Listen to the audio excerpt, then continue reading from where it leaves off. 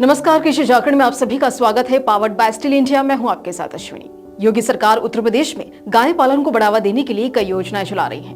राज्य सरकार का ये उद्देश्य न केवल छठा गोवंश का संरक्षण करना है, बल्कि प्राकृतिक खेती को भी बढ़ावा देना है। और इसी दिशा में साल 2024-25 के बजट में सरकार ने गोवंश संरक्षण के लिए 2000 करोड़ रुपए का प्रावधान किया। इसी क्रम में अमृत धारा योजना भी लागू की गई, जिसके तहत पशुपालकों को आर्थिक सहायता दी जा रही है।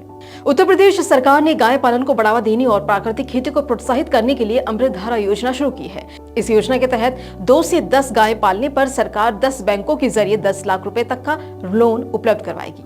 3 लाख रुपए तक का लोन पर किसी गारंटर की आवश्यकता नहीं होगी। और इस योजना के अंतर्गत पशुपालकों को आर्थिक सहायता के साथ साथ तकनीकी प्रशिक्षण भी दिया जाएगा।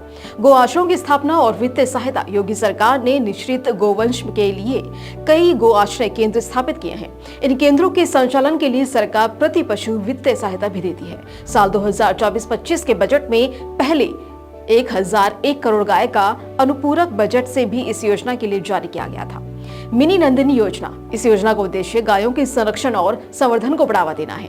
इसके तहत गौशालाओं और पशुपालकों को विशेष अनुदान दिया जाता है।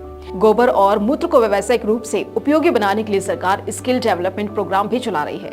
मनरेगा के तहत पशुपालकों को सुविधाएं। मनरेगा के अंतर्गत गाय पालकों को कम लागत पर कैटल शेड, पशु बाड़ा और गोबर जैसे प्लांट स्थापित करने की भी सुविधा दी जा रही है। इससे ग्रामीण क्षेत्रों में रोजगार भी सृजित होगा। इस पहल का उद्देश्य छुट्टा गोवंश के संरक्षण के साथ साथ जैविक खेती को बढ़ावा देना है, जिससे किसानों के रासायनिक खाद और कीटनाशकों पर निर्भर नहीं रहना पड़ेगा। योगी सरकार रासायनिक मुक्त खेती को बढ़ावा देने के लिए गोवंश आधारित कृषि को प्राथमिकता दे रहे हैं। प्राकृतिक खेती में गाय के गोबर और गौमूत्र का उपयोग खाद और जैविक कीटनाशक के रूप में किया जाता है, जिससे मिट्टी की गुणवत्ता में सुधार होता है और पर्यावरण भी संरक्षित रहता है। इससे पशुपालकों को दुग्ध उत्पादन से आय होगी और साथ ही जैविक खाद और कीटनाशक बेचकर और अतिरिक्त मुनाफा भी होगा।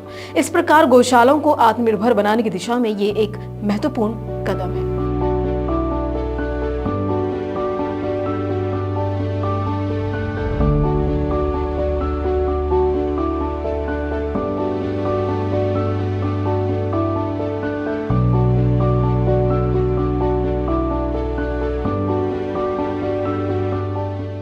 तो इस खबर पर आपकी क्या राय है, हमें कमेंट कर जरूर बताएं और ऐसे ही तमाम अपडेट्स के लिए बने रहें कृषि जागरण के साथ। धन्यवाद।